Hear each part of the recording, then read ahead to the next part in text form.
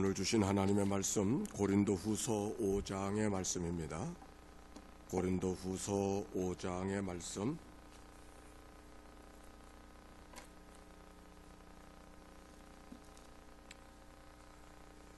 14절부터 21절에 있는 말씀 봉독합니다. 그리스도의 사랑이 우리를 강권하시는도다. 우리가 생각하건대 한 사람이 모든 사람을 대신하여 죽었은즉 모든 사람이 죽은 것이라.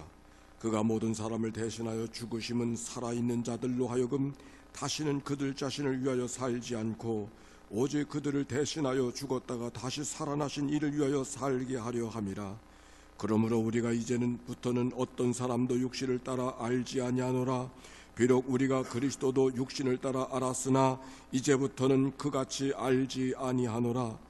그런즉 누구든지 그리스도 안에 있으면 새로운 피조물이라. 이전 것은 지나갔으니 보라 새 것이 되었도다. 모든 것이 하나님께로서 났으며 그가 그리스도로 말미암아 우리를 자기와 화목하게 하시고 또 우리에게 화목하게 하는 직분을 주셨으니 곧 하나님께서 그리스도 안에 계시사 성령을 자기와 화목하게 세상을 자기와 화목하게 하시며 그들의 죄를 그들에게 돌리지 아니하시고 화목하게 하는 말씀을 우리에게 부탁하셨느니라. 그러므로 우리가 그리스도를 대신하여 사신이 되어 하나님이 우리를 통하여 너희를 권면하신 것 같이 그리스도를 대신하여 간청하노니 너희는 하나님과 화목하라. 하나님이 죄를 알지도 못하신 이를 우리로 대신하여 죄로 삼으신 것은 우리로 하여금 그 안에서 하나님의 의가 되게 하려 하심이라. 아멘. 우리 찬양을 한 곡 해야 될 텐데 우리 멀고 험한 이 세상길 소망 없는 나그네의 길, 우리 찬양 한 곡하고 우리 함께 말씀 잠깐 나누는 시간 갖겠습니다.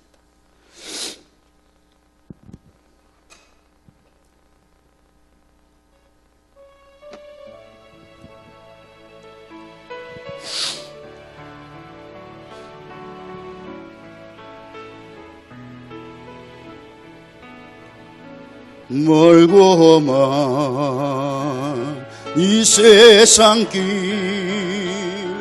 소망 없는 나그네의 길 방황하고 헤매이며 정처 없이 살아왔네. 의지할 곳 없는 이 몸 위로받고 살고파서 세상 유혹 따라가다 모든 것을 다 잃었네. 무거운 짐 등에 지고 쉴 곳 없어 애처로운 몸 주님 쓰러지고 넘어져도 위로할 자 내겐 없었네. 세상에서 버림받고 귀한 세월 방탕하다 아버지를 만났을 때 죄인임을 깨달은 무거운 짐 등에 지고 무거운 짐 등에 지고 주님 쉴 곳 없어 애처로운 몸 쓰러지고 넘어져도 위로할 자 내겐 없었네. 세상에서 버림받고 주는 귀한 세월 방탕하다 아버지를 만났을 때 죄인임을 깨달았네. 눈물로서 회개하고 눈물로서 회개하고 아버지의 품에 안기어 죄악으로 더럽힌 몸 십자가에 못 박았네. 구원함을 얻은 기쁨 세상에서 제일이라 영광의 길 허락하신 내 주 예수 찬양한 눈물로서 회개하고 눈물로서 회개하고 아버지의 품에 안기어 죄악으로 더럽힌 몸 십자가에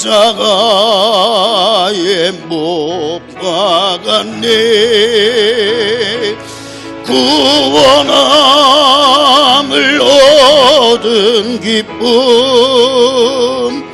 세상에서 제일이라 영광의 길 허락하신 내 주 예수 찬양하네. 할렐루야.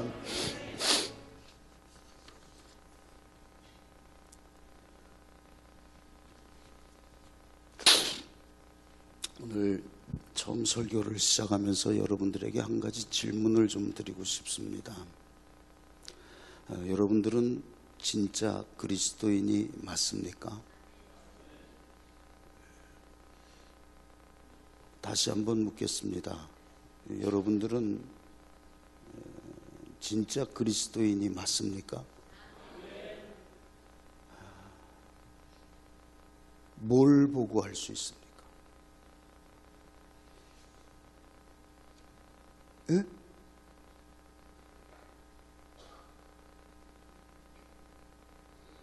어떻게 할 수 있습니까?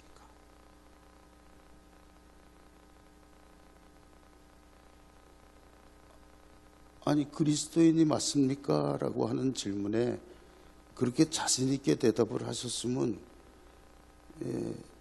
내가 이래서 그리스도인 맞습니다 라고 내놓을 게 있어야 되는 거 아니에요.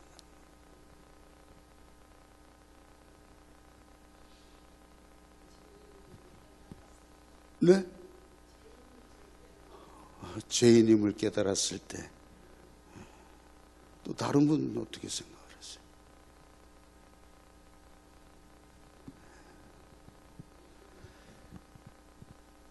다 대답할 수는 있고 보여드릴 건 있는데 딱히 이렇게 정확하게 뭐라고 이렇게 딱 꼬집어서 말씀할 것이 없고 뭔가 이렇게 내놓을 만한 게 있기도 한 것 같은데 딱히 내놓을 만한 것도 없고.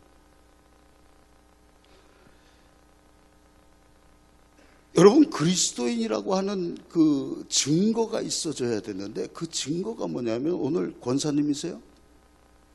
네, 권사님이 정확하게 답변을 주신 것 같아요. 내가 죄인임을 깨달았을 때 비로소 내가 그리스도인임을 증거가 되는 거예요. 그러니까 여러분, 하나님의 은혜라고 하는 것은 내가 죄인임을 깨달았을 때 내가 하나님 앞에서 나는 죄인입니다라고 하는 그러한 고백을 가지고 있을 때 하나님의 은혜가 있을 수 있고 시작이 되어진다라고 하는 사실입니다.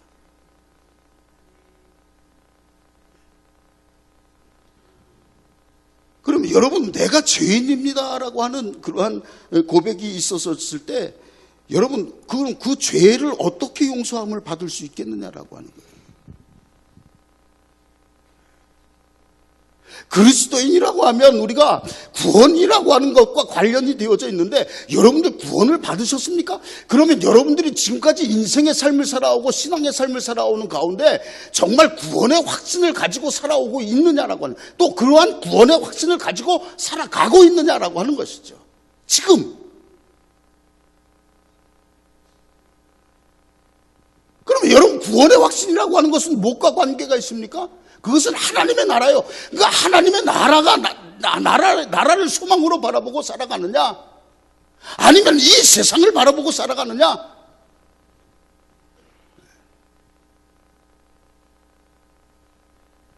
여러분, 하나님 나라라고 하는 것은 구원과 관련이 되어져 있고, 구원이라고 하는 것은 여러분 무엇과 관련이 되어져 있습니까? 여러분들 뭘로 구원을 받으신 거예요? 무엇으로 인해서 내 죄가 용서함을 받았고 내가 죄인이었지만 구원을 받은 하나님의 백성 그리스도인이 되었느냐라고 하는 거예요. 십자가요.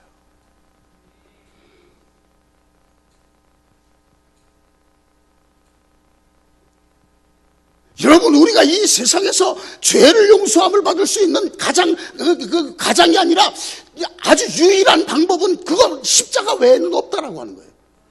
근데 여러분들의 십자가가 여러분들의 삶에 있습니까? 제가 한 번은 오래전에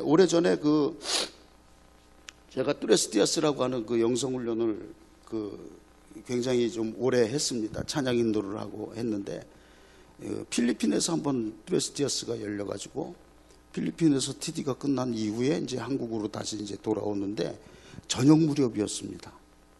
근데 그 비행기 창가에 앉아가지고 이제 인천공항에 비행기가 착륙을 하기 위해서는 이렇게 빙글빙글 이렇게 돕니다. 공항 주변을 착륙하기 위해서 이렇게 돌아요. 근데 어둑어둑해질 때쯤이었는데 이렇게 도는 그 비행기 창밖을 이렇게 내려다보고 저는 깜짝 놀랐습니다. 왠지 아세요? 십자가가 네온이 켜져 있는 그 십자가가 굉장히 많더라는 거죠. 십자가가. 여러분들 그런 경험 많이 하셨을 거예요. 그리고 이제 저녁에 이제 늦게 이제 기도회가 끝난다든지 그럴 때 이제 청주로 내려갈 때 경부고속도로를 타고 내려갑니다. 경부고속도로, 영동고속도로 이렇게 가끔 이렇게 바꿔서 타기도 하는데, 밤에 이렇게 운전을 하고 고속도로를 타고 내려오면서 좌우를 이렇게 깜깜한 밤에 이렇게 좌우를 살펴보면 눈에 보이는 게 뭔지 아세요? 십자가요. 십자가 네온. 무지무지하게 많더라고요. 여러분들 한번 다니시면서 한번 보세요. 우리나라의 십자가가 얼마나 많은지. 그래서 제가 생각해 보기에는 아마 두메 산골이라도 사람이 들어가서 사는 곳이면 아마 제일 먼저 생기는 게 교회일 거예요. 그렇죠? 제일 먼저 생기는 게 교회고, 제일 먼저 교회를 세우고 이 꼭대기에 세우는 게 뭐예요? 십자가예요. 십자가 세우고 네온이 불을 밝힙니다. 밤을. 그러면서 비행기를 타고 내려오는데, 야, 우리나라에 십자가가 이렇게 많았구나. 뭐예요? 교회가 이렇게 많았구나. 십자가가 이렇게 많았구나. 얼마나 감사한지 몰라요. 그러면서 생각이 드는 게 뭐냐면, 야, 우리나라에 이렇게 정말로 이 비단을 깔아놓은 것처럼 십자가가 이렇게 많이 있는데 왜 세상에서 그리스도인들이 영향력을 미치지 못하고 선한 영향을 끼치지 못하고 살아가고 있을까?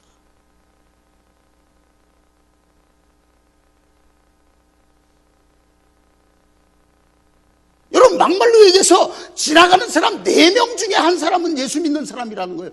4명 중에 한 사람은 교회 다니는 사람이라는 거예요.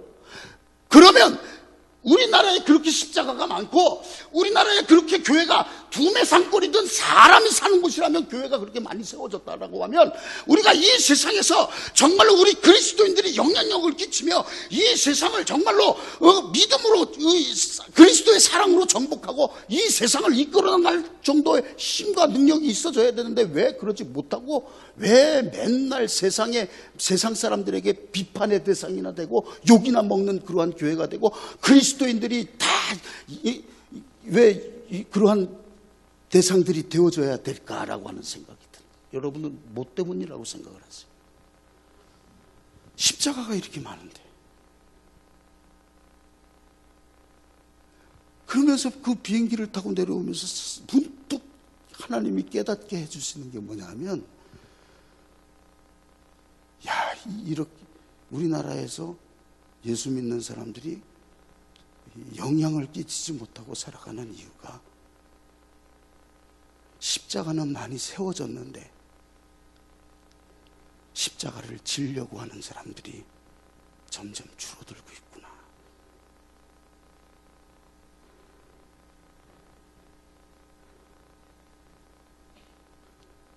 십자가는 많이 세워져. 십자가는 가는 곳곳마다 어떻게 해서든 십자가가 세워져. 개척을 하든 뭘 하든 어디에 가든 십자가가 세워지는데 우리나라에 보니까 이제는 점점 예수 믿는 사람들, 흔히 그리스도인이라고 하는 사람들이 십자가를 지려고 하는 사람들이 점점 줄어들고 있다라고 하는 거예요. 없다는 게 아니에요. 있어요. 있는데 줄어들고 있다는 거예요. 점점 줄어들고 있다는 거예요. 그러니까 그리스도인들이 이 모양이 되는 거예요. 십자가를 지려고 하지 않는다는 거예요.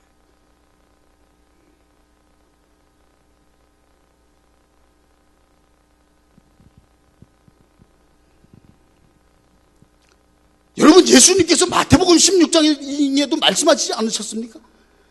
나를 따라오려거든 자기를 부인하고 자기 십자가를 지고 나를 따를 것이니라 분명하게 말씀하셨다는 거예요. 그런데 여러분, 오늘날 우리 그리스도인들 가운데 그리스도인이라고 하는 이름을 가진 사람들인데 여러분 보면 다 십자가를 지려고 하는 것이 아니라 십자가를 이제 하나씩 내려놓으려고 하는 거예요. 내려놓으려고. 아니에요, 여러분. 주님 오시는 날까지 자기 십자가는 내가 져야 된다는 거예요. 그게 내 얘기가 아니라 예수님의 말씀이라는 것이죠. 여러분들의 가정에, 여러분들이 주어진 그 가정이, 여러분 이해하고 들어주세요. 정말 화상 같은 남편이 여러분들이 져야 할 십자가라면 져야지. 왜 그 십자가 내팽겨치려고 하느냐. 여러분들 정말로 말썽 많은 내 자식들이 여러분들이 져야 할 여러분들의 십자가라면 여러분들이 져야지. 여러분들이 헌신하고 여러분들에게 주어진 이 아름다운 하나님의 성전, 하나님께서 이루어준 이 교회, 여러분들이 져야 할 십자가라면 여러분들이 져야 된다는 거예요. 왜 자꾸 십자가를 내팽겨치려고 하느냐라고. 그러면서도 그리스도인이라고 자신 있게 얘기를 하고 있다는 것이죠. 지금 우리가. 여러분, 오늘날 우리 신앙인들이 십자가가 회복이 되어지지 않으면요, 여러분 이제 큰일 납니다. 여러분, 이 십자가가 정말로 내가 져야 해야 할 당연한 내 몫이라고 하는 것이에요.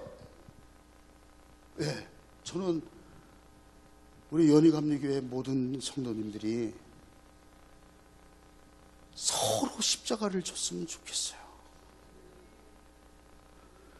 내가 져야지 누가 지겠어요. 근데 여러분, 분명한 것은 사람들은 십자가 그러면 뭐부터 생각해? 힘든 것부터 생각한다는 거예요.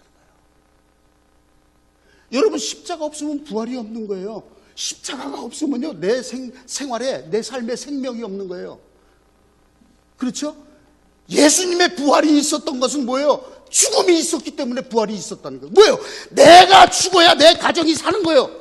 내가 죽어야 내 교회가 사는 거예요. 내가 죽어야 이 세상이 사는 거예요. 그게 십자가의 정신이라는 거예요. 그런데 다 지금 뭐예요? 네가 죽어야 돼, 네가 죽어야 돼, 다 네가 죽어야 된다는 거예요. 내 남편, 아유 저놈의 저 잡아가는 귀신 어디 갔어? 저좀 안 잡아가고 맨날 남욕만 하고 있는 거예요. 아유 저런 왼수 같은 새끼 저거 어디 가서 그냥 확 다리 몽둥이나 분지러 쪄가지고 와라. 그러지 않겠지만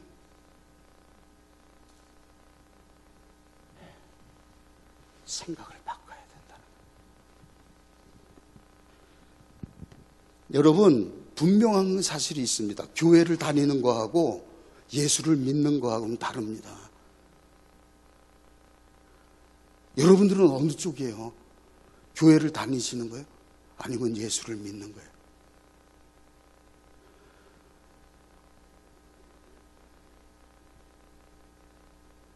예수를 믿는 사람이 구원을 얻는 거예요. 교회 다니는 사람이 아니라. 이거는요, 여러분 신앙의 연수하고는 관계없어요. 직분하고 관계없어요. 직분, 신앙의 연수 따져볼까요? 저도 모태 신앙이에요. 신앙으로 따지면 중간에 개판을 한번 쳐서 그렇지.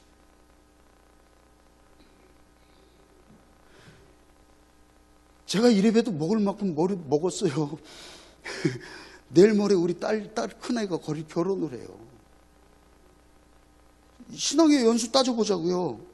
우린 조상 대대로 감리교단이에요. 조상 대대로. 그러면 나는 가만히 있어도 구원받는 거예요? 아니에요, 여러분. 나도 어떻게 될지 알아요. 누가 구원을 받을 수 있어요? 누가 장담할 수 있어요? 저도 저 자신을 장담하지 못해요. 하나님 앞에 서봐야 하는 거예요. 하나님 앞에 서봐야 하는 거예요. 왜? 여러분, 이 십자가를 붙잡지 않으면 무너지게 돼 있다는 거예요. 저는요, 간절히 바라기는 여러분들이 그냥 교회만 왔다 갔다 교회 다니는 사람이 아니라 예수를 믿는 진짜 그리스도인들이 다 되길 축원합니다.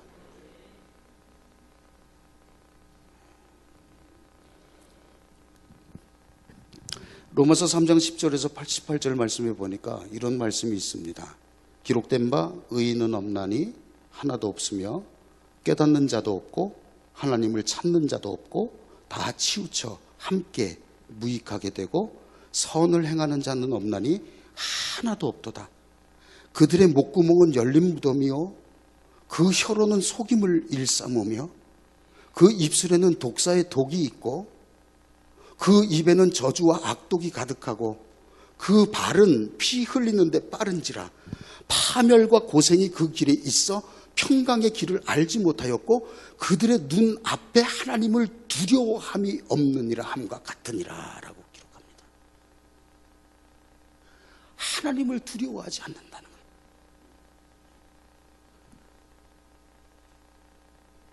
이것이 죄라는 거예요. 여러분 사람을 죽이고 거짓말 여러분 그것도 물론 우리가 이 세상을 살아가면서 저지르지 말아야 할 죄지만 하나님 앞에서 가장 큰 죄가 뭐냐? 여러분 우리가 그리스도인이라고 하는 것이 날마다 나의 죄를 고백하며 살아가는 거예요. 그런데 여러분 우리가 알게 모르게 하나님을 두려워하지 아니하고 여러분 그러면 우리 그리스도인들이 가장 큰 죄가 뭘까? 여러 가지 죄가 있겠지만 가장 큰 죄가 뭘까? 여러분 누가복음 15장에 보면 탕자의 비유의 얘기가 말씀을 너무 잘 알죠? 탕자의 비유. 둘째 아들 녀석이 말썽이요. 내가 둘째인데 둘째 아들이 늘 말썽이요. 뭐라고 얘기를 합니까? 아버지를 찾아가서 아버지 그러니까 쉽게 얘기하면 내 재산 줄 거를 미리 땡겨 달라는 거예요. 여러분 같으면 어떻게 하시겠어요?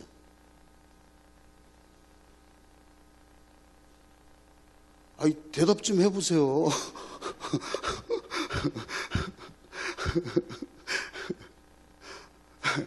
여러분들의 자식이 여러분들 지금 시퍼렇게 살아있는데 다 와서 무릎 꿇고 딱 앉아가지고 아버지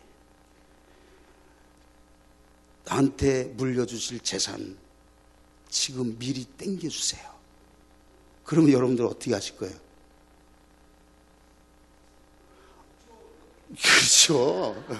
그렇죠. 대답을 하시려니까 못 줘 그러죠. 못 줘 그러면 진짜 양반이요. 이 XX 지금 부부가 시퍼렇게 살아있는데 이게 이런 다 당장 나가 다리 몽댕이 분지러뜨리지 않지 않으면 당장 내쫓아버린다고 그럴 거예요. 근데 둘째 아들 녀석이 와가지고 재산을 달래는 거예요. 분깃을 미리 달래는 거예요. 그리고 아버지 집을 떠납니다. 허랑방탕하게 생활하죠. 허랑방탕하게 생활하고 다시 이제 그 방탕하고 모든 아버지께 얻은 재산을 다 허비합니다. 없어집니다. 다 잃어버린 이후에 이제 남의 집 돼지 치는 일을 돕는데 그나마도 그 지역에 가뭄이 들어서 흉년이 들었어요. 먹을 게 없어요. 그래서 돼지가 먹는 지엽 열매를 건져서 건더기 없나 밥통을 뒤져서 건더기를 건져 먹습니다. 그런 신세가 됐어요. 거기서 보니까 이 탕자의 비유에서 그러면 이 탕자의 가장 큰 실패와 죄의 원인이 뭐라고 생각을 하세요, 여러분들?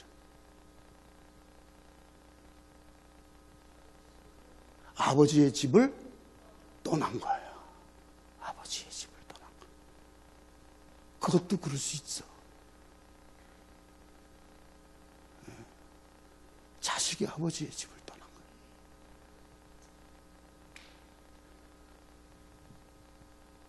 근데 여러분, 우리 그리스도인들이 참 실수를 저지르는 거에 있는데 뭐냐면 아버지에 대해서 하나님 아버지에 대해서 조금 아는 지식을 가지고 나는 다 알고 있다고 생각을 한다. 여러분, 이 둘째 아들이 분깃을 달라고 그럴 수 있어요. 그럴 수 있어. 왜? 혹은 정말 아들이 급하게 사업을 한다든지 어디에 투자를 갑자기 해야 되고 정말 그 사업에 투자를 하게 되면 그 자식이 잘 될 가능성이 있어. 그런데 아버지의 도움이 필요해. 그러면 아버지에게 가서 아버지, 제가 이렇게 해서 이러한 사업을 벌이려고 합니다. 아버지 좀 도와주세요 하면 아버지가 도와줄 수 있다는 거예요. 그렇죠? 그거 가능한 거예요. 그리고 아버지 같이 때나 저기 살다 보면 집 나가고 싶을 때 있잖아. 없나 보네. 나만 그런가 보네. 집을 떠날 수 있잖아요. 근데 여기에 이 탕자의 비유에서 이 둘째 아들의 가장 큰 실수와 실패의 원인이 뭐냐? 그것은 아버지 없이 자기 힘으로 살아갈 수 있다는 생각.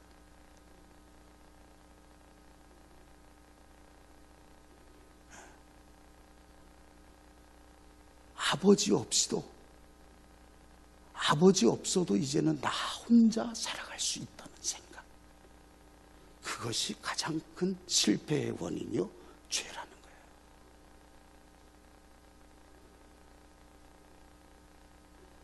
거예요. 여러분, 우리가 하나님을 떠나서는 살 수 없다는 거예요. 그러면 가장 큰 죄가 뭐예요?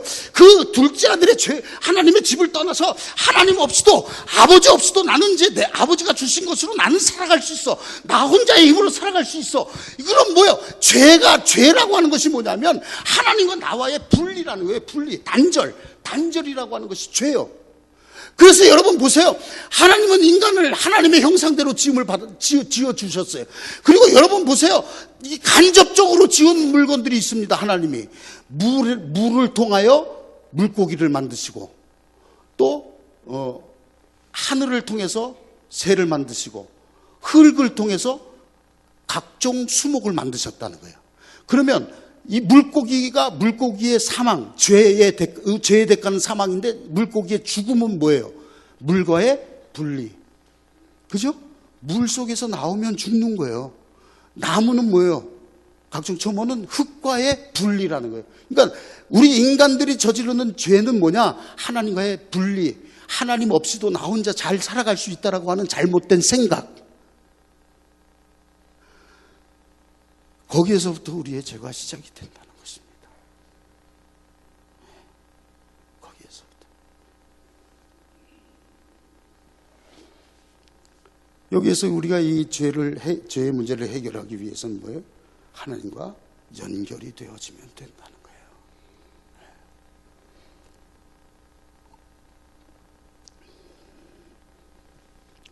제가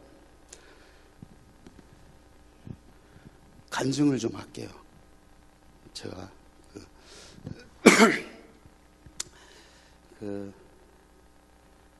그래서 저희 아버님도 목사님이세요. 목사님이셨고 감리교 목사님이셨습니다. 1998년도에 세상을 떠나셨어요. 감리교 경기위원회에서 평생을 목회를 하시고 은퇴를 하시고 감리교단에서 은퇴를 하시고 1년도 채 안 돼서 지병으로 세상을 떠나셨어요. 근데 저희 아버님 살아생전에 소원이 있으셨습니다. 그 소원이 뭐냐 하면 둘째 아들 태준이가 목사가 되는 게 소원이셨어요. 제가 목사가 되는 게. 그래서 늘 그게 마음에 걸리기도 했지만 과연 내가 목사가 될 수 있을까라고 하는 그런 생각을 가지고 늘 살았습니다. 그럴 수밖에 없었어요. 제 생활을 돌아다 보면. 그래서 그 아버님의 소원을 제가 이제 그 1996년도에 경기원회에서 목사 안수를 받았습니다. 1996년도에 목사 안수를 받고 이제 목사가 돼서 아버님의 소원을 이루어 드렸어요. 그래서 아버님이 얼마나 기뻐하셨는지 몰라요. 둘째 아들 목사 됐다고. 둘째 아들 목사 됐으니까 너무너무 기뻐하셨어요. 그래서 그런데 이제는 제가 소원이 생겼어요. 그게 뭐냐면 평생을 아버지 어머니 속을 새기고 그렇게 말썽을 부렸던 이 둘째 아들이 목사가 됐으니까 아버지 그 목사된 둘째 아들 보고 기뻐하셨으니까 제가 남은 여생 아버지를 위해서 또 목사가 된 둘째 아들이 효도를 좀 하고 하나님 앞에 쓰임받는 하나님의 종으로서 살아가는 모습을 많이 보여드렸으면 좋겠다. 평생을 자식 둘째 아들 새끼 때문에 그렇게 고생을 하고 그냥 날마다 힘들게 사셨는데 이제는 좀 편하게 그래서 마무리 인생을 좀 효도를 했으면 좋겠다 이렇게 생각을 했었는데 돌아가셨어요. 아직까지도 그게 한이 남아요. 그래서 그 유행가 가사도 가끔 맞더라고요. 보니까 있을 때 잘해 막 이런 거 유행가 가사 있을 때 잘해. 그러니까 아버지 있을 때 잘할 거라고 하는 후회해봐야 아무 소용이 없는 그러한 상황이 저한테도 있었습니다. 제가 그러한 목사의 가정에서 둘째 아들로 태어났어요. 5남매입니다. 큰 누님, 작은 누님, 형, 나, 여동생 이렇게 해서 2남 3녀 중에 둘째 아들로 태어났는데 제가 젊은 시절을 한 시절을 길바닥에 내팽겨쳤습니다. 그래서 목사의 자식으로 목사의 가정에서 태어나서 났지만 한때는 그 알코올 중독으로 한때는 이 마약 중독으로 제 이 젊은 인생을 길바닥에 내팽겨쳤던 적이 있었습니다.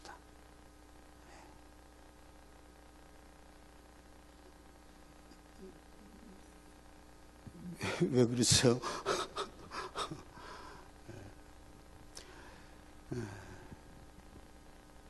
지금 와서 생각을 해보면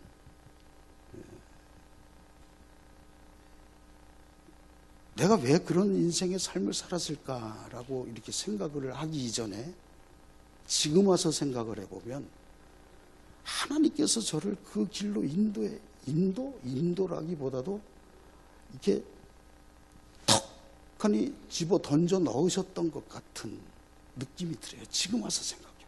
지금의 생각이. 그때는 힘들었지만. 그래서 한 번은 저희 어머님이 목사 안수를 제가 96년도에 받았어요. 96년도에 목사 안수를 받았더니 우리 어머님이 제가 이제 금호제일교회 서울 금호제일감리교회 부목으로 있었을 때인데 그때 이제 저를 찾아오셨어요. 찾아오셔가지고 어머님이 이런 얘기를 하시는 거예요. 태준아, 엄마가 너 인생에 2가지 실수한 게 있다. 그러면서 저희 어머님이 안수를 받고 얼마 안 지났는데 저한테 그런 얘기를 하시는 거예요. 그래서 어머니 그게 뭐예요? 그랬더니 첫 번째 실수가 뭐냐면 제가 그 아주 어린 초등학교 들어가기 전에 우리 어머님 보시기에 굉장히 똑똑해 보였나 봐요. 네. 굉장히 얘가 좀 남들보다 이렇게 우월하다 이렇게 생각이 들으셨던 모양. 그때도 그 어머님이 그래요. 요즘 어머님들이 좀 그런 경우가 많지 않습니까? 조금 한 2살 정도에 엄마 그러면 얘 영재 아니야? 막 이렇게 얘기하고 그러는 경우도 종종 있었는데, 그때 아마 저희 어머님이 그랬던 것 같아요. 그래가지고 이제 위에 형들보다도 이제 좀 이제 글씨도 금방 이제 익히고 금방 이제 터득을 하고 그러니까 이제 똑똑하다고 생각을 하셨나 봐요. 저 이래봬도 그 60년, 70년 된 유치원 졸업생이에요. 저희 아버님이 동두천에서 동두천 감리교회를 개척을 하셨어요. 군목 생활을 하셔서 군종감, 소령으로 제대를 하시고 동두천 감리교회를 먼저 개척을 하셔서 그 교회에서 이제 하실 때 유치원을 같이 하셨어요. 그래서 1층에는 실로암 유치원이라고 하는 유치원 원장 선생님이셨고 2층은 교회에서 이제 목회를 하셨어요. 그래서 그 실로암 유치원 졸업생이에요, 제가. 이래봬도. 60년대, 70년대는 유치원 나오기 힘들었습니다.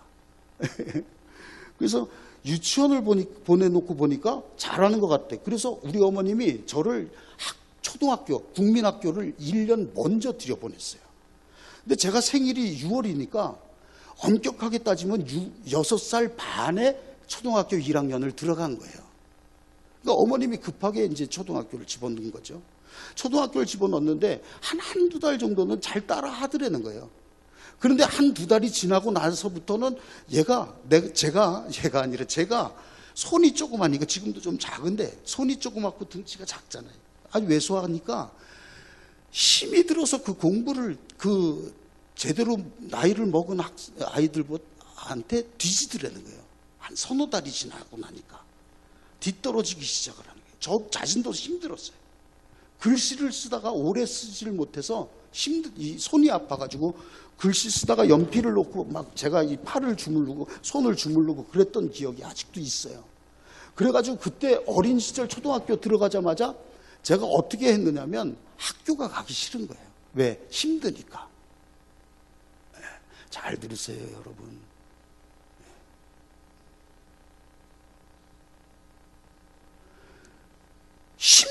힘드니까 학교 갈 생각이 없는 거예요. 그래서 집에서는 초등학교가 1학년, 2학년 뭘 알아요, 초등학생이. 그 어린아이가. 학교가 가기 싫다는 그 단순한 생각 때문에 가면 힘든 거야.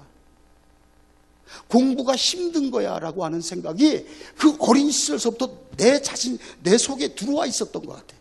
그래가지고 학교 간다고 나와서 흔히 얘기하는 땡땡이죠. 초등학교 1학년 때서부터 학교 땡땡이 치기 시작했습니다. 저는요. 그래가지고 학교 가는 골목길에 양지 바른 곳에 이렇게 담벼락에 이렇게 기대가지고 앉아가지고 점심 먹을 때까지 아이들이 학교 끝나고 나올 때까지 이렇게 멍하니 혼자 앉아 있는. 그리고 그 학교 가는 길에는 이상하게 그 달고나 가게가 많고요. 학교 가는 길에는 왜 떡볶이 집이 많고, 학교 가는 길에는 왜 이렇게 만화빵이 많은지 몰라. 그래가지고 돈 있는 날은 엄마한테 그때는 10원만 그러면 하루 종일 쓰고도 남았으니까 10원 받아다가 매 만화빵에서 하루 종일 있다가 학교 끝날 때쯤 되면 집에 가고, 학교 끝날 때쯤 되면 집에 가고. 학교를 안 간 날이 더 많은 거야. 그러니까 어머님이 그걸 알았어. 근데 어떻게 때릴 수도 없고, 얘가 힘들어서 따라가질 못하는데.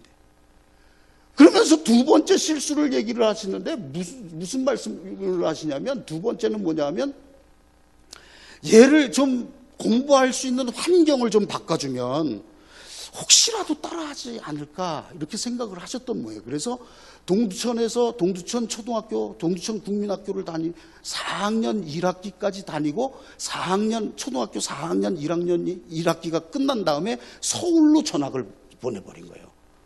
서울의 제기동에서 새빵살이를 하면서 60, 70년대 초등학교 시절을 보냈습니다. 새빵살이, 남의 집 새빵살이를 하면서 우리 큰 집에 누나가 와서 밥을 해주고, 우리 형하고 큰 누나하고 제 여동생하고 이렇게 와서 한 주간 동안 집을 떠나서 새빵살이를 하고, 토요일마다 이제 교회를 가야 되니까 집에 가고, 이 생활이 초등학교 4학년 1학기를 마치고서부터 시작이 된 거예요. 근데 여러분, 제가 이런 말씀을 드려도 될지 모르겠는데 참 이해하고 들어주세요. 저희 형님이 계세요. 형님은 지금 동천 제일감리교회 저희 아버님이 목회하시던 교회에서 지금 목회를 하세요. 지금은 안 그래. 지금은 안 그래. 절대 안 그래요. 옛날 어린 시절 얘기요. 그러니까 여러분 이해하고 들어주세요. 제가 형한테 얼마나 매를 많이 맞았는지 몰라. 정말 죽이고 싶었어. 그 정도로. 그러니까 초등학교 1학년, 2학년 때서부터 맨날 두들겨 맞는 거예요. 맨날 두들겨 맞으니까 사람이 기가 죽는 거예요. 저희 아버님이 목회하던 교회에 마당이 있습니다. 마당이 있는데 마당에서 이제 겨울철에는 구슬치기 하고 여름, 가을에는 이제 딱지치기 하고 막 이제 나가서 애들이 놀잖아요. 놀고 있다가 그분이 나타나면 나는 도망가야 돼. 왜? 꼬투리 잡히면 매 맞으니까 아예 매 맞을 짓을 하지 말자. 도망가는 거예요. 몰래 숨어서 집에서 이렇게 내다보고 있나 없나. 놀고 있으면 못 나가는 거예요. 혼자 집에 있고. 그런데 그 인간이 서울로 전학을 갔더니 거기에 또 있는 거예요. 부모님도 안 계셔. 뭐 만판이지 뭐 이제. 그러니까 너 그냥 하루에, 그러니까 군대에서, 왜 여러분들 그 군대 다녀오신 분들 알잖아요. 하루에 한두 번 매를 맞아야 잠을 편하게 잔다는 거. 예, 옛날에 군대에서는 그랬어요. 오늘 왜 안 때리나 이상하다 그러면 자고 있는데 새벽 2시에 깨워서 군대에서 때리고. 그거 똑같아. 하루에 한두 번 매 맞지 않으면 잠을 못 자요. 그러니까 서울에서. 아니 내가 정말 그렇게 잘못을 해서 맞았으면 덜 억울하지. 야, 가서 콜라 한 잔 사와. 그러면 제가 그래요. 사다 먹어. 이게 맞을 짓이요? 이게 맞을 짓인가? 아니, 왜 웃는 거예요? 왜 웃는 거예요? 아니, 맨날 그런 게 아니라, 아니, 맨날 그런 게 아니라 가끔 가다가 한번 가기 싫을 때 있잖아요. 그래서 가기 싫으면, 그냥 사다 먹어. 한마디 하면 두들겨 패는 거예요. 사갖고 와 그러면 사갖고 와야 되는 건가 보네. 맞아요? 그렇게 사갖고 와야 되는 거예요? 예? 사갖고 와야 되는 게 맞는 거예요? 나는 안 그랬어요. 아니 사다 줄 때도 있었죠.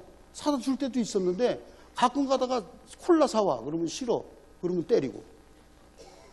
아니 때려도 한둘에 둥방으로 때리고 그냥 툭 치고 이 자식 싸우려니까 말 안 들어 무슨 툭 한 대 치면 괜찮지. 완전 두들겨 팬다니까.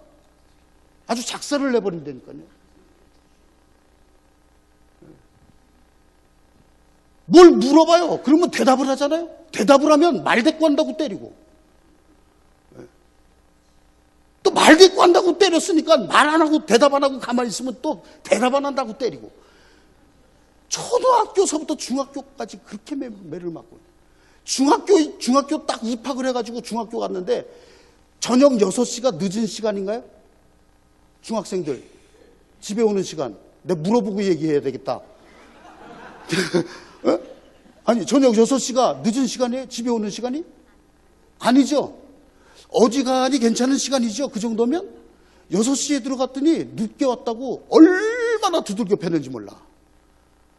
나 이놈의 새끼 좀 없었으면 좋겠다. 내가 속으로 그랬어. 속으로. 이해하고 들어주세요. 서울로 전학 갔더니 매일매일 그렇게 두들겨 패는 거예요. 매일매일.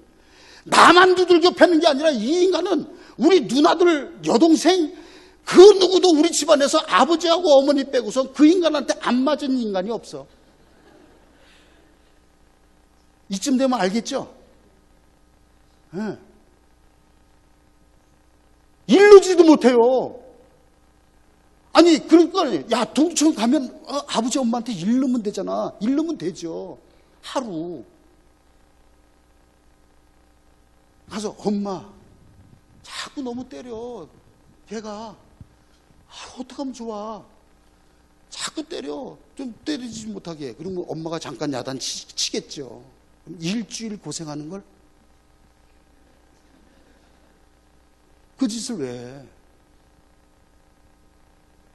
더 더 때리는 걸 일주일 동안 일렀다고. 일주일 동안 일부러 하나서부터 10까지 사사건건 꽃들이 자꾸 두들겨 패는 거예요. 그러니까 그때서부터 제가 어떤 현상이 일어났냐면 사람 앞에 서는 걸 싫어했어요. 제가 이렇게 나와서 이게 나는 이게 정말 얼마나 입이 쫙쫙 마르고 내가 이 부에 온다고 하기 전에 얼마나 내가 우리 아이들한테도 야 큰일 났다. 미안하 영민아 어떻게 하면 좋냐 어떻게 하면 좋냐. 제가 그래요. 그러니까 어린 시절부터 그게 쌓인 거예요. 그러니까 사람 앞에 서는 거 싫어했고요. 혼자 있는 걸 좋아한 거예요. 그래서 날마다 혼자서 멍하니 생각하고 그게 초등학교 때서부터 계속.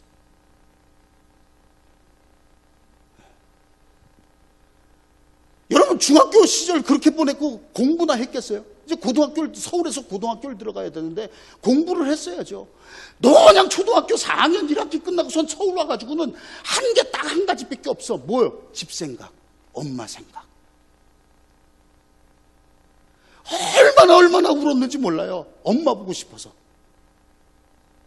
아직도 그 기억이 생생해. 초등학교 때 입을 뒤집어 쓰고 우는 거야. 왜? 입을 뒤집어 쓰고 울어야지. 울면 운다고 또 때리니까.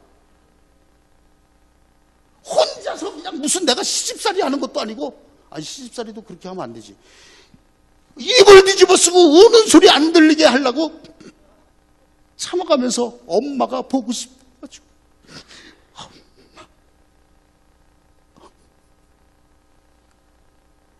매일매일이 그런 삶이었어. 매일매일이.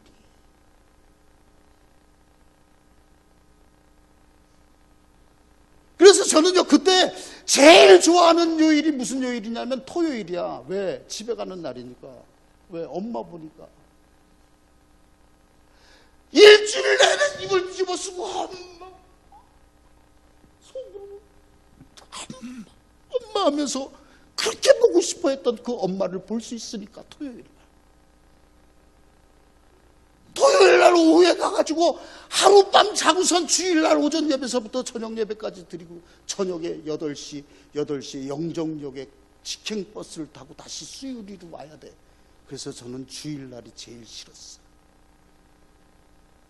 집을 떠나야 되니까.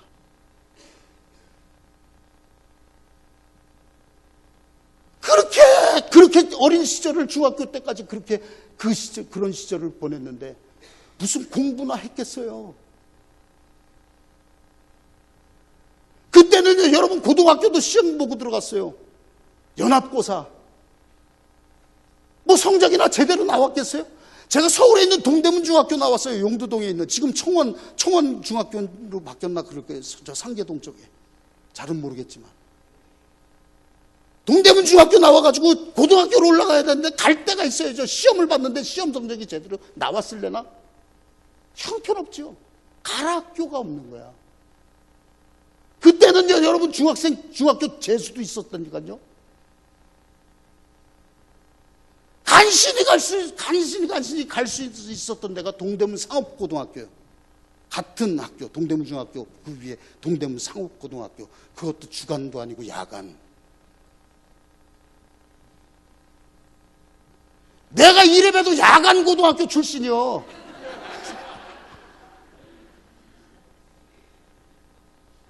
남들 학교 끝날 때 저녁 도시락 싸들고 학교 가는 거예요. 저녁 도시락.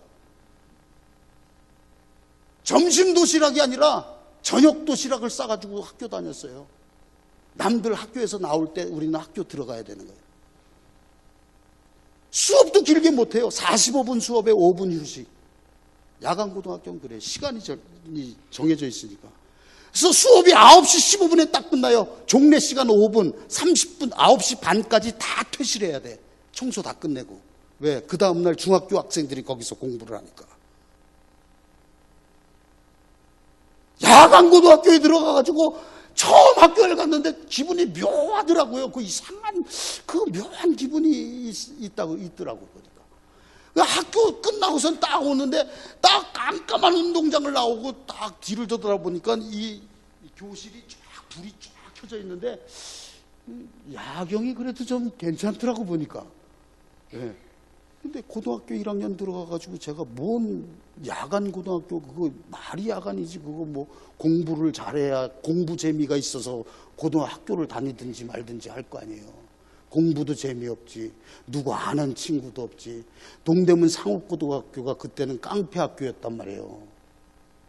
야간 고등학교에 딱 그 동대문 상업고등학교 야간 고등학교를 들어가고 나니까 이건 어떻게 정말 집이 가난해서 야간 고등학교 수업료가 싸니까 야간에 와서 공부해서 취업을 하기 위해서 온 아이들이 각 반에, 그때는 각 반이 60명에서 70명이었어요. 근데 그 각 반에서 보통 한 5명, 4-5명 정도는 진짜 가난하고 공부하고 싶어서 이제 가난해서 어쩔 수 없이 야간 학교에 와서 이제 취직을 하기 위해서 공부하러 온 아이들 60명, 70명 중에 각 반에 한 4-5명을 제외하고는 전부 다 깡패 새끼들이요. 야, 깜짝 놀랐어요. 전부 깡패요. 그래서 소풍 가는 날이요. 그 서울에서는요, 우리는 전문 아주 딱 정해졌어요. 소풍 그러면 태릉. 태릉으로 가면요, 소풍 가는 날은 뭐 하는 날이요? 패싸움 하는 날이요. 패거리들이 다 있으니까. 요즘 얘기하는 일진들이요.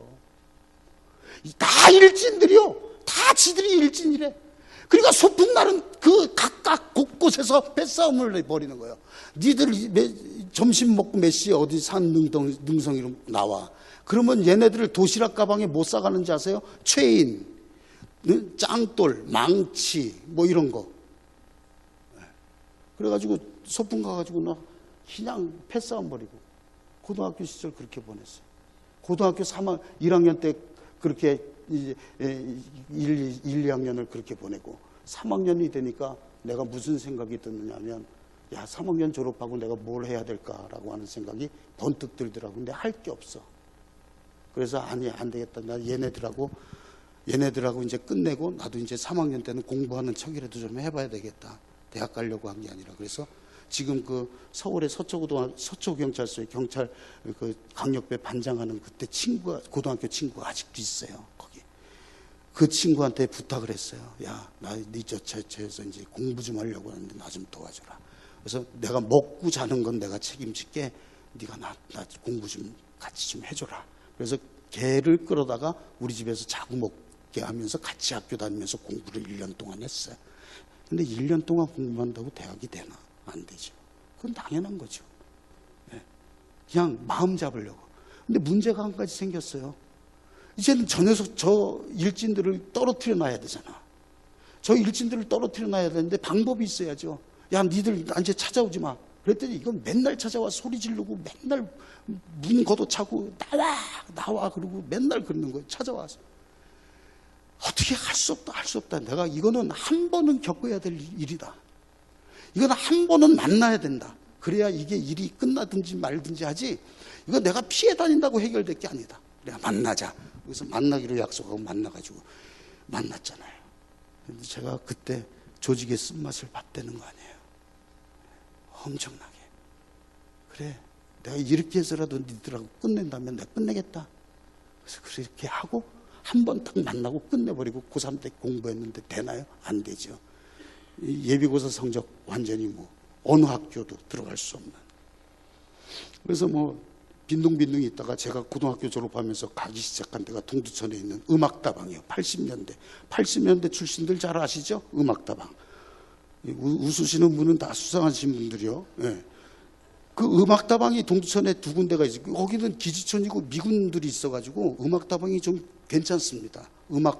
음악도 잘 틀어주고.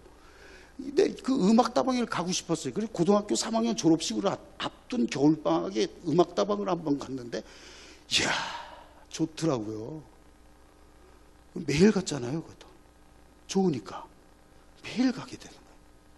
매일 가게 되니까 그 DJ 보던 사람이 나한테 찾아오는 거예요. 매일 가니까 찾아와가지고 뭐라 그러냐면, 그러니까 그 사람이 옛날 중학교 시절에 우리 아버님 목회하던 교회 다니던 형이요. 1년 선배요. 그 나를 보더니 너 매일 오는 너 DJ 한번 해볼래? 저를 보고 그러는 거예요. 그래서 재밌겠다 싶은 생각이 들어서 한번 해보겠다고. 그래서 그 DJ 하겠다고 약속을 하고 엄마한테 얘기하고 아버지한테는 비밀로 한 거예요. 아버지가 알면 큰일 나니까. 아버지가 호랭이 목사님이셨거든요. 그러니까 엄마는 알고 다방에 취직을 해서 이제 DJ 한 달에 3만 원씩 받고 다방 DJ가 된 거예요. 다방 음악 틀어주는 DJ가 됐는데 그 DJ 공부는 진짜 열심히 공부했잖아요. 책 이렇게 두꺼워요. 그거 다 외웠어요. 처음부터 끝까지. 그런 거 보면 머리는 좋아. 네, 그런 거 보면. 그래가지고 다방에 취직했죠. 그런데 어느 날인가 이제 학교 갈 생각도 안 하고 있었는데 우리 아버님이 절 부르는 거예요. 하루는 태준아. 우리 아버님 목소리가 부흥 강사시기 때문에 굉장히 그 뚝배기 깨지는 소리가 나요. 태준아 막 이런 소리예요. 그럼 쩌렁쩌렁 울려요. 불러요. 그래서 갔어요. 예, 부르셨어요. 그랬더니 너 그때는 이제 세로나 신학이라고 그랬어요. 목사님 저기 상동교회에서 공부를 했던 그러니까 문교부 인간은 없고 감리교단에서만 인정해주는 신학교가 있었어요. 그 신학교에 입학원서를 내고 시험 날짜를 아버지가 받아온 거예요. 그러니까 날 부르더니 너 시험 날짜가 며칠이니까 거기 신학교에 가서 시험 좀 보고 와 그러시는 거예요. 아버지가. 이건 뭐 내가 원하지도 않는 거예요. 아버지가 가서 무조건 저 시험 날짜 불러와가지고 시험 보러 갔다는 거예요. 거절할 수 있어요? 싫어요. 그럴 수 있어요? 못하는 거예요. 왜? 두들겨 맞을까 봐 혼나니까. 알았어요. 그래서 시험 보러 갔어요. 시험 당일날. 아침에 일찍 가가지고 시험, 이제 오전에 필기시험, 오후에는 면접시험인데 오전 필기시험을 얼렁뚱땅 봤어요. 내가 뭐 신학교 가려고 간 게 아니니까 아버지가 가라고 그러니까 간 거지. 그냥 뭐 대충 이름만 써놓고 대충 보고 필기시험 끝내고 이제 면접시험 접수번호를 받았는데 맨 끝번이요. 그러니까 맨 끝에까지 기다려야 돼. 5시, 6시까지. 그거 기다렸겠어요? 에이, 어차피 뭐 필기시험도 다 잘못 본 거. 무슨 신학교는 내 팔자에. 무슨 신학교냐. 우선 그냥 집에 왔어요. 집에 온 게 아니라 다방으로 갔죠. 다방에 가가지고 거기 죽치고 앉아있다가 끝날 때쯤 돼서 저 집에 들어갔더니 아버지가 아니나 달라 불러요. 야, 어떻게 시험 잘 봤냐? 그런 거예요. 예, 잘 보긴 봤어요. 그러고서 그냥 끝났어요. 이제 합격 날짜가 된 거예요. 합격 날짜가 됐는데 가서 합격자 명단 보고 오라는 거예요. 또 안 갈 수 있어요? 야, 떨어진 거 뻔히 알잖아요. 면접 시험도 안 보고 필기 시험도 개판 쳤는데 가가지고 이제 사무실 가가지고 이름 좀 보러 왔다고 그랬더니 합격 통지가 들은 편지 봉투를 이렇게 쭉 사무원이 둘러봐요. 그러더니 갸우뚱하더니 한 번 더 다 둘러봐요. 이름이 뭐냐? 권태준이. 없는데요? 그러는 거예요. 없대요. 그래서 안녕히 계세요. 그래서 얼른 집에도 못 갔지? 혼날까봐. 다방에 들어갔다가 한 늦지막히 7시, 8시에 집에 갔더니 아버지가 또 부르는 거예요. 어떻게 됐냐? 그러는 거예요. 떨어졌어요. 그러면 좀 이상하니까 아버지 갔더니 제 이름이 없던데요? 그랬더니 아버지가 없을 리가 없을 텐데 그러는 거예요. 그러더니 그 다음날 아침 일찍 양복을 갈아입으시더니 아침 일찍 서울 나가시더라고요. 저녁에 들어왔어요. 부르시는 거예요. 저를 개주라. 그러고 딱 또 갔어요. 갔더니 주머니에서 노란 봉투를 뚝 꺼내가지고 자식 면접 시험을 안 봤더라. 그러는 거예요. 아버지 어떻게 하지? 이제 학교 갔다 왔다는 거예요. 그 안을 열어봤더니 합격 통지서요. 제가 이래봬도 이렇게 신학교 들어갔다. 팔자에도 없는 신학교를 그렇게 들어갔어요. 아버지 덕에. 걱정이 생긴 거예요. 뭐요? 다방에 취직을 해놨잖아. 다방에 취직을 했고 학교에 입학을 아버지 덕에 학교에 입학까지 하게 됐어요. 이걸 어떻게 해야 되나 머리를 썼어요. 2개 다 하자. 아침에 학교 간다고 안녕히 다녀오겠습니다 하고선 1학년 때 초등학교 1학년 때부터 했던 거 땡땡이 다녀오겠습니다. 그리고 학교 가가지고 친구들한테 야 대리 출석 좀 불러줘. 그러고선 다방으로 출근하고 그걸 매일 그렇게 한 거예요. 매일 그렇게 하다가 1989년도에 아버지가 계시던 교회에 문제가 생긴 거예요. 동두천에서는 그래도 제일 큰 교회였거든요. 아버지 교회가 아버지가 목회하시던 섬기는 교회가. 그런데 이 청년들이 장로님 한 분의 얘기를 듣고 청년들을 다 매수를 해버린 거야. 그래서 아버지를 내쫓으려고. 그러니까 그러기도 했지만 이 사람들이 저를 걸고 넘어지는 거예요. 둘째 아들 권태준이가 동두천 깡패 아니냐. 그 다방에서 일어나면서 내가 만난 친구들이 깡패였거든요. 그 깡패들이 접근을 하더라고요. 그래서 진짜 깡패들을 만난 거예요, 거기서. 진짜 깡패들. 고등학교 때는 말도 아니야, 걔네들은. 걔네들은 신사야. 근데 이놈들은, 아유, 이름이 오죽하면 악당이요. 동두천 악당이요. 깡패예요. 그게 걔네들인데, 친구예요. 제가 길거리 다니면서요, 정말 큰 소리 치면서 다녔어요. 우리 셋이서 이렇게 삼총사예요. 셋이서 걸어가면요, 우리 마주 오던 사람들이 우리를 보고 알아보는 아이들은 길 건너서 갈 정도니까. 마주쳤다간 외를 맞거든요. 그러니까 이게 그렇게 이제 그 친구들하고 이제 어울리고 그렇게 됐는데, 학교까지 이제 그렇게 되고 다방에서 이제 왔다 갔다 하는데, 이게 아버지 교회에 문제가 생겨지게 되니까 그렇게 걸고 넘어지는 거예요. 둘째 아들 깡패 아니냐, 동두천 깡패인데 둘째 아들 자식 새끼도 하나 돌보지 못한 목사가 무슨 목사냐. 그러니까 우리 아버지가 저를 부랴부랴 부르시는 거예요. 야, 태준아, 미안한데 너 서울 금호동에 장광용 목사가 있는데 장광용 목사한테 잠깐 가 있어라. 알았어요. 그러고선 007 가방에다가, 그래서 장 목사님하고 연결이 된 거예요, 목사님. 제가 목사님도 잘 아세요. 예. 그래서 그때서 그래서 금호동에 오게 된 거예요, 제가. 도망 나오다시피 한 거예요. 그래서 거기서 금호동에 와가지고, 뭐 서울 온다고 뭐 달라지나요? 금요일 날 왔다가 이틀 동안 사무실 소파에서 자고, 주일날 저녁 예배 끝나면 집에 가는 거예요. 동두천 가는 거예요. 그 짓을 또 했는데, 이거는 뭐 금호동에 오자마자, 여러분 제가 참 죄송해요. 술을 얼마나 마셨는지 몰라. 정말 평생에 마실 술을 그때 다 마셨어. 그러니까 저는 술 먹고 취해가지고 눈을 감고 잤는데 깨보니까 이틀이 지난 거예요. 이틀이 지나고 나서 일어나가지고 제일 먼저 한 게 뭐냐면, 슈퍼에 가서 소주 사가지고 집에 와서 나팔 불고 또 자는 거예요. 아침 6시에 아침 6시에 딱 눈 떠, 새벽에 딱 눈 뜨자마자 온 주섬 있고 슈퍼에 가서 소주 2병 사다가 방에 들어와서 아침에 그 소주 2병을 그냥 안주 없어요. 나팔 불고 그냥 그렇게 평생을 그렇게 산 놈이요. 평생을. 그러니까 그 친구놈들 만나가지고 더 망가지기 시작을 해. 여러분 이해하고 들어서 지금은 안 그래. 나 돌아온 탕자요. 그래서 얘기하는 거예요. 여러분 잘 들으세요.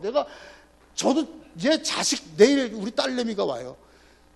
내 자식들하고, 우리 교회에는 청년들이 있어요. 청년들하고 고등학생만 있어요. 우리 교회는 어른들이 없어요. 걔네들은 다 알아요. 내가 이런 삶을 사는 목사다. 그래도 나하고 같이 신앙생활 하겠냐. 내 자식들도 아빠가 이런 생활을 했다. 그 친구놈이라는 그 깡패 녀석들한테 배운 게 뭐냐면, 마약, 대마초, 순전히 그런 거. 그러니까 법이 없어요. 주먹이지. 그러다가 1983년도에 제가 마약을 가지고 있다는 걸로 걸렸어요. 마약 때문에 걸렸어요. 그래가지고 1983년도에 동두천 파출소에 잡혔어요. 잡혀가지고 주소를 꾸미려고 보니까 주소를 대라는 거예요. 근데 내가 될 수가 있어요. 동두천에서 이름만 대면 다 아는 목사가 님이 아버지인데, 그걸 어떻게 얘기를 해요? 제가 3일 동안 버티고 버티는 거예요. 너 이 새끼야, 너 자꾸 이런 식으로 나다 너 진짜 큰일 나. 빨리 주소 대. 할 수 없이 3일 지난 다음에 주소를 댔어요. 그랬더니 그 파출소 순경들이 놀라는 거예요. 깜짝 놀랐더니, 야, 그러면 니네 아버지가 권자, 중자, 길자 목사님이셔? 네. 야, 너 그렇게 정신 차려. 너 그러면 안 되는 거야. 그러면서 아버지한테 연락을 하더라고요. 우리 아버지가 3일 동안 집 안 들어왔지, 둘째 아들이. 그러니까 밤잠이나 제대로 잤겠냐는 거예요. 파출소 문을 쑥 열고 들어오시는데, 우리 아버지 대머리가 좀 많이 까지셨어요. 우리 아버지는 그래서 세수를 이렇게, 머리는 이렇게 감으시고. 그 무서운 아버지가 정말 그런 모습은 처음 봤어. 완전 기가 빠지고 초췌하다 그러죠. 쑥 열고 무슨 미라가 들어오는 줄 알았어. 투벅투벅 들어오더니 파출소 보호실 앞에 철장이 있는데 딱 오더니 딱 한마디 하고 가시는 거야. 너 들어가서 정신 좀 차리고 와. 그러고 가시는 거예요. 그때 조속 꾸며가지고 의정부 송산경찰서 유치장에 갇히게 됩니다. 7일 동안 정면정자. 밥 먹는 시간, 화장실 가는 시간, 자는 시간 빼고 이렇게 앉아있는 거예요. 7일 동안. 그러면 이 2번 정도 검사한테 포송줄 알죠? 수갑 채우고 텔레비에서 많이 나오잖아요 요즘에. 그거 저도 했잖아요. 수갑 채우고 포송줄 묶고 검사한테 가서 조속 꾸미고 그걸 2번 갔다가 의정부 송산교도소로 들어가게 됩니다. 1983년 5월 달에 의정부 송산교도소에서 교도소 생활을 하고 있는데 346번이요. 제 죄수번호가 346번. 네, 접견. 면회라고 그러지도 않아요. 접견. 네, 까만 고무신 신고 수갑 채우고 면회실 접견실로 갑니다. 접견실로 가서 접견실 앞에서 수갑을 풀어주고 들어가. 갔더니 아버지가 양복을 입고 유리, 왜 텔레비 나오잖아요. 유리에 구멍 뻥뻥뻥뻥 뚫리고 면회실, 접견실이요. 저쪽에는 아버지, 이쪽에는 죄수복을 입은 둘째 아들. 아무 말 없는 거예요. 우리 아버님이 입을 여시는 거예요. 잘 있냐? 네 아버지. 먹는 건 잘 먹냐? 네 아버지. 뭐 필요한 건 없냐? 없어요 아버지. 알았다. 그러고 가시는 거예요. 딱 그 마디요. 그러고 가시는 거예요. 그럼 나는 접견실을 나와서 수갑을 채고 고무신을 끌고 간수를 쫓아 방으로 들어가는 길 동안에 문득 아버지 생각이 자꾸 여기서 떠나질 않는 거예요. 들어가서 방에 철문을 열고 방에 들어가서 앉아서 생각을 하고 그날 밤 점호가 끝나고 이제 잠을 자야 되는데 도통 잠이 와야죠. 도통 잠. 이리 뒤쳐 저리 뒤쳐 하면서 그 아버지의 얼굴, 그 몇 마디 나눈 그 시간, 그 아버지가 잊혀지질 않는 거예요. 그러면서 생각이 드는 게 뭐냐 하면 나쁜 짓을 해가지고 교도소에 들어와 콩밥을 먹는 지새끼는 이두저도 아니고 그 안방에 있는 친구들하고 친해져서 주는 밥 잘 먹고 살이나 디룩디룩 쪄가지고 마음 편하게 잘 있었을런지는 모르지만 너 들어가서 정신 좀 차리고 와. 그 얘기를 하시고 뒤로 돌아서서 둘째 아들 녀석 교도소에 보낸 그 아버지의 마음은 어떻겠느냐, 어땠을까라고 하는 생각이 문득 들기 시작을 하고 있어요.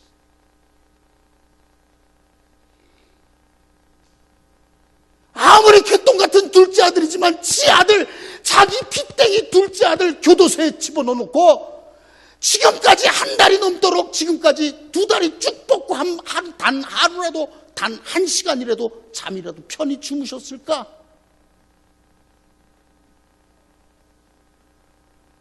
너 정신 좀 차리고 와. 너 교도소에 들어가 정신 좀 차리고 와 해서 교도소에 들어가 있는 둘째 아들 생각에 단 한 끼라도, 아니 단 밥 한 그릇이라도 마음 편하게 맛있게 한 달 이상 드시기나 하셨을까? 그 생각이 내 마음을 찌르기 시작을 해요. 아버지 잘못했어요. 아버지 내가 나쁜 놈이에요. 아버지 내 생각만 했어요.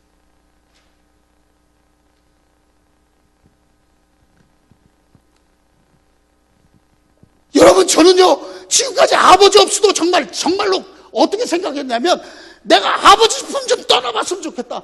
정말 목사 아들이라고 하는 그 그늘 아래서 사는 게 너무 지긋지긋했었다는 거예요. 맨날 목사 아들이니까 교회 가야 되고, 가기 싫은 거 억지로 가야 되고, 맨날 그 울타리 안에서 살았던 내 자신이 싫어서 저 울타리 좀 벗어나면 또 다른 세계가 나한테 있을 텐데 하고선 그 세계에 가면 정말 아버지 없이도 나도 편하게 내 하고 싶은 것 마음대로 하고 정말 잘 살아갈 수 있을 텐데라고 하는 생각, 그 생각이 잘못돼서 결국은 그 결과를 낳았다는 거예요. 그 얘기를 하려고 지금까지 제가 이 얘기를 한 거예요. 오늘 탕제비 얘기요. 그게 죄라는 거예요. 그게 죄야. 여러분, 우리가 인생의 삶을 살아가면서 여러분, 내가 내 힘으로 살아가려고 하니까 힘든 거예요. 내가 생각한 대로, 내 생각대로, 내 계획대로 살아가려고 하니까 너무나 부딪히는 게 많고 실패하고 좌절하고 절망하는 삶을 날마다 거듭할 수밖에 없는 거예요.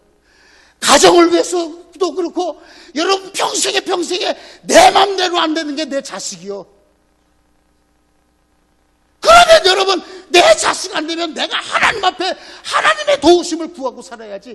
어떻게 저 자식을 내 뜻대로 한번 해보려고 애를 쓰고 애쓰다가 결국은 자식 새끼들 삐뚤어 나가고, 그러면 다 네 탓이야 이놈아. 이런 왼수 같은 새끼 나가 뒤져. 자기가 잘못한 건 모르고.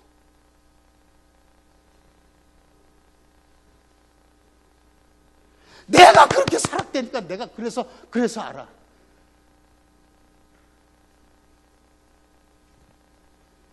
여러분, 이 세상을 살아가는데 단 한순간도 하나님 아버지 없으면 살 수 없는 게 우리 인간이요. 여러분 보세요. 개는 꼭 뭐같이 생겼어. 내 요 얘기만 하고 끝낼게요. 개는 뭐같이 생겼어? 뭔 말인지 모르세요? 응? 빨리 해야 끝나요. 개는 뭐같이 생겼어요? 꼭 어떻게 이름을 그렇게 잘 졌는지 몰라. 개는 꼭 개같이 생겼어. 고양이는 고양이같이 생겼어. 말은 어떻게 이렇게 잘하셔. 돼지는 어떻게 이름도 잘 져. 돼지같이 생겼어. 사람은 사람같이 생겼지. 잘못됐다는 거예요. 사람은 하나님 형상 닮은 거지. 사람은 하나님 형상 닮은 거지.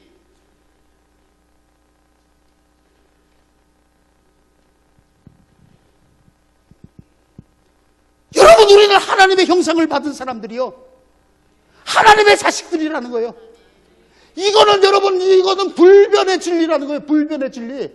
사람이 사람처럼 사는 게 아니라 사람이 하나님 닮게 살아가야 되는 것이 사람이 되는 거예요. 내 말이 틀려요? 사람은 뭐같이 생겼어? 누구처럼 생겼어? 하나님처럼 생긴 거예요. 그럼 하나님 닮은 삶을 살아야지. 여러분, 오늘 결론입니다.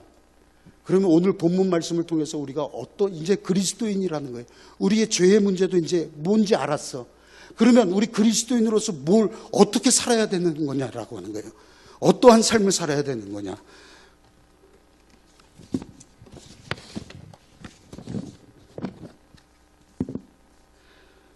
15절이요. 15절. 요거만 하고 오늘 시간 마치겠습니다. 그가 모든 사람을 대신하여 죽으심은 살아있는 자들로 하여금 다시는 그들 자신을 위하여 살지 않고 오직 그들을 대신하여 죽었다가 다시 살아나신 이를 위하여 살게 하려 함이라. 믿어지십니까? 그가 모든 사람을 대신하여 죽으심은, 예수님이 우리를 위해 죽으심은 살아있는 자들로 하여금 다시는 그들 자신을 위하여 살지 않고 오직 그들을 대신하여 죽었다가 다시 살아나신 그분을 위하여 살게 하려 함이라. 이것이 십자가의 삶이라는 거예요. 이것이 십자가의 삶. 십자가는 고난이 아니라는 거예요. 분명히 생명이요. 우리에게 소망을 가져다 주는 거예요. 하나님의 영광을 위해서 살아갑시다. 혼자 힘으로 힘들고 어려울 때 하나님 앞에 무릎 꿇으세요. 하나님 의지하세요. 하나님이 계신데 왜 힘들게 어렵게 살아가느냐는 거예요. 오늘 이 시간 우리 함께 기도하고 시간 마치겠습니다. 제가 잠깐 기도하고 오늘 목사님 나오셔서 우리 함께 기도하는 시간을 갖겠습니다. 하나님 아버지, 은혜를 감사합니다. 오늘 첫 시간 귀한 말씀을 통해서 우리가 어떠한 삶을 살아야 그리스도인인지, 또 우리 그리스도인으로 살아갈 때 무엇이 하나님이 원하지 않는 삶인지, 무엇이 죄인지를 깨닫게 하여 주시니 감사합니다. 하나님, 오늘 이 시간 우리가 말씀으로 경험했던 것처럼 이제 다시는 나 자신만을 위해서 사는 것이 아니요, 오직 우리를 대신해서 죽었다가 다시 부활하신 그 주님을 위하여 살아갈 수 있는 참된 그리스도인들이 다 될 수 있도록 주님 은혜 베풀어 주옵소서. 감사하며 예수님의 이름으로 기도하옵나이다.